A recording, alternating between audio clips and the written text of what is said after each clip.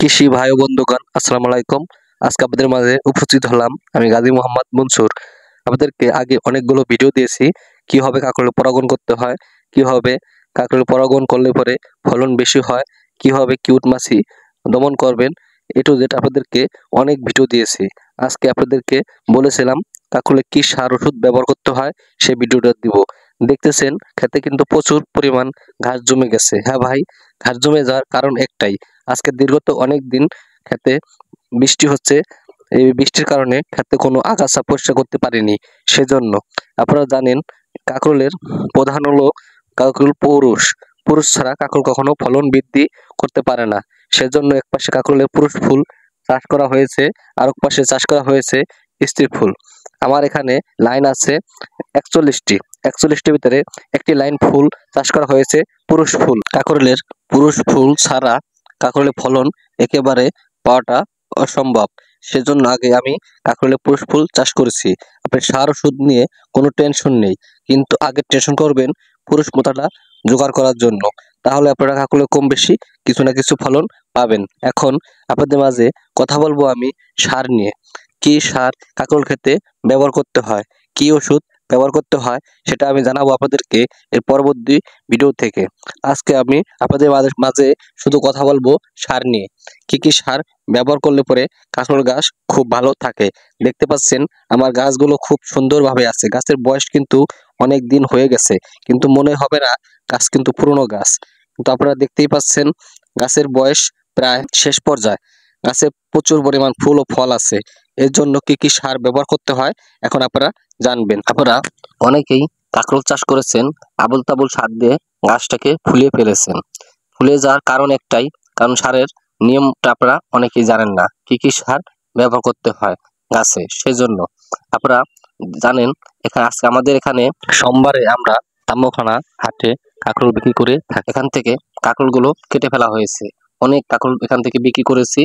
আর তার ভিতরে আজকেও দেখুন, তারপরে অনেক ছোট ছোট কুশি কাঁকরোল ফল এসেছে গাছে।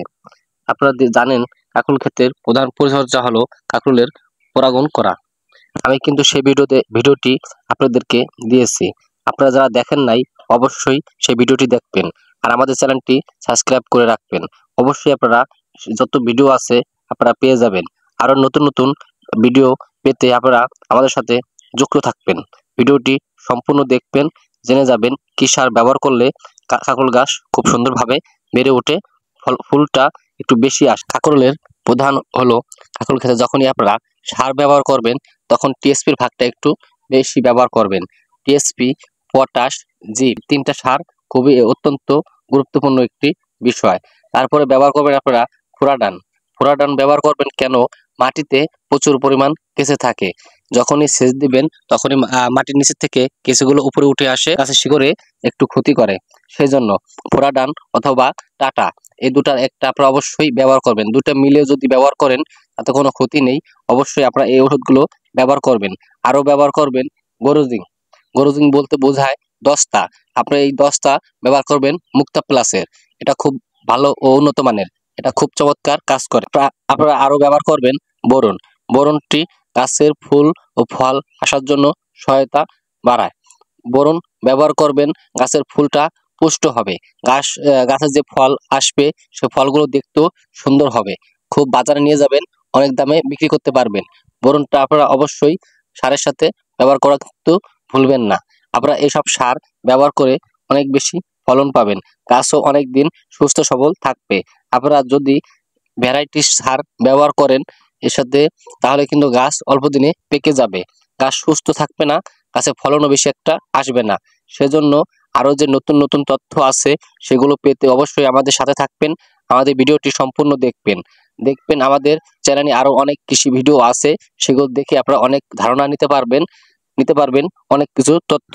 আপনারা আরো জানতে পারবেন কখন কাঁকরোল চাষ করতে হয়, কখন কাঁকরোল চাষ করলে পরে অনেক বেশি ফলন পাওয়া যায়, সেটা কখন চাষ করলে বাজারে সবার আগে আপনারা কাঁকরোল আনতে পারবেন, সেই সম্পর্কে আরো অনেক ধারণা আপনারা পেয়ে যাবেন আমাদের ভিডিও থেকে। আপনারা কাঁকরোলের কোন মোতাটি সবার আগে সংগ্রহ করবেন সেটাও জানতে পারবেন। অবশ্যই আপনারা যদি আমাদের ভিডিওতে নতুন হয়ে থাকেন তাহলে আপনারা চ্যানেলটি সাবস্ক্রাইব করে রাখবেন। কাঁকরোলে কি ওষুধ ব্যবহার করতে হয় বলেছিলাম পরবর্তী ভিডিওতে বলবো। হ্যাঁ বন্ধুগণ, আপনারা অবশ্যই পরবর্তী ভিডিওটির আশায় থাকবেন। আমাদের কাছ থেকে জানতে পারবেন কাঁকরোলের কি ওষুধ ব্যবহার করলে কাঁকরোল গাছে পোকা দমন থাকবে, কাঁকরোল গাছ সুস্থ সবল থাকবে, কাঁকরোল গাছ ভালো থাকবে। এসব সম্বন্ধে জানতে আপনারা অবশ্যই আমাদের চ্যানেলের সাথে নিয়মিত ভিডিও দেখবেন, পরবর্তী ভিডিওটি পেয়ে যাবেন। আশা করি আপনিও ভালো থাকবেন, আমার জন্য দোয়া করবেন। কৃষি জীবন, কৃষি 12 মাস।